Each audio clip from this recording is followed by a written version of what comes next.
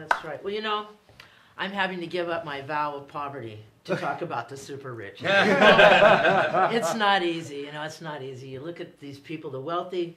My dad once walked into a place that was very elite and specific, and he got up on stage and he goes, "You all have too much money and you don't know what to do with it." And Mom said they had to leave by the back door that night. Because money, wealth, super wealth, it has this thing, I mean, it makes girls like Paris Hilton. I can't read when I'm signing. You know, I don't want to go to jail because there's mean people there, but I can drive drunk. You know, I go, they live in another world, you know. I said, and not only that, but the super rich, then you got the medium rich, then you got the wannabe rich, and then you got the never gonna be rich. And I said, you know, I bank at First National Bank of Faith. They have a lovely withdrawal plan. Take as much as you want. You know, checks don't bounce in heaven, whatever that is for you. And you look at what happens is they get you involved because without you, they have no friggin' money. So their talent is to get you where you're itching and scratching and work you like a big dog. For example, the cigarette companies. You look at them, they are the super, super rich. They can cut deals with every state in the union over people dying of cancer, and it doesn't matter. They got so much money they can do that. So they get everybody involved. They legislate on their behalf. They over-legislate where they need to, so when trouble happens, they're already covered. They smoke, puff, puff, told you it was great for you, until finally enough dead lungs showed up, and they go, well, that's not working anymore. Using that money then, that's not enough. They have to go into phase 2, the stock market.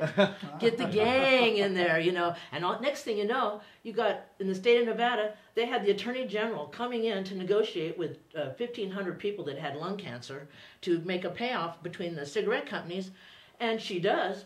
But the thing is, she is heavily vested because she works for the state of Nevada in cigarettes. So you've got the teachers' unions, you've got the other unions, the unions, all heavily vested, hoping that you're going to choke because they're going to benefit from it, and they're among the chokers themselves. You know, then they start picking and have been picking and grazing on marijuana. Now, you know, if marijuana would just kill a couple of people, it could be legal too. You know, there's a whole formula here. So now you got everybody vested, and now you got the war. Now you're invested in Philip Morris and the war on drugs. You know, I mean, it's a total setup.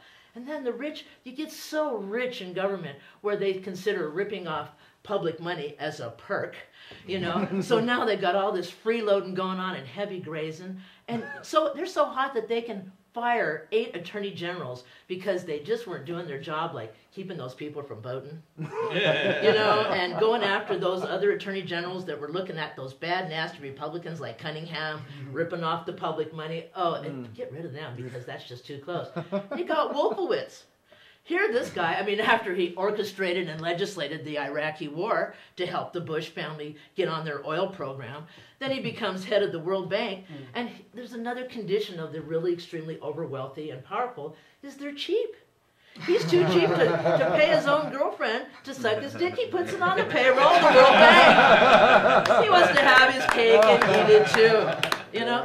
And then, you know, so I thought, and then the really ultimate insult this week, which I thought was quite fascinating, was Farfur, the Mickey Mouse clone. Kill all, liberate the Muslims from the murderous invaders. You know, hello boys and girls, kill the Israelis. You know, I said, that's the ultimate insult. Now you'd think it was bad enough they were using the mouse. But now they're talking about copyright infringement. You can see the Hamas. What's that you're saying about the rodent? You know, I mean, it's the obscenity that it gets on you.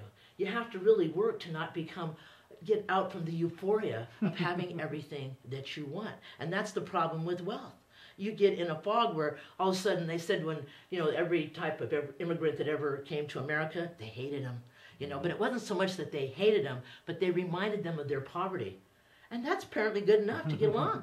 You know, but this is the problem. You have too much wealth, because every time they say we're suffering from too much consuming, affluenza, it's a terrible disease. I must buy every day, or I get that pain of emptiness in my heart. And what happens is we're being overset and oversold and over-mediaized by people that are just trying to manipulate our money in our purse. So, you know, in order not to get the disease, have to cut back, tear up the credit cards, make them sweat it. I want to see Mervyn's go, open, please. Open on the commercials. I want to see the band, please, 1%, 1% will do it, kiss your ass. You know, I want to see him with pain. So, you know, over rich, over super wealthy, I ain't worried too bad. I'm kind of comfortable myself in my vow of poverty. Now I'm sticking to it. All right, Laurie Buckley. So, you know, we really have a chance to join the super rich nearly every week. It's called the lottery. Yes. That's your dream, you know. It's like, well, should I give this money to the homeless and to my pastor or whatever? Or should I try to join the super wealthy?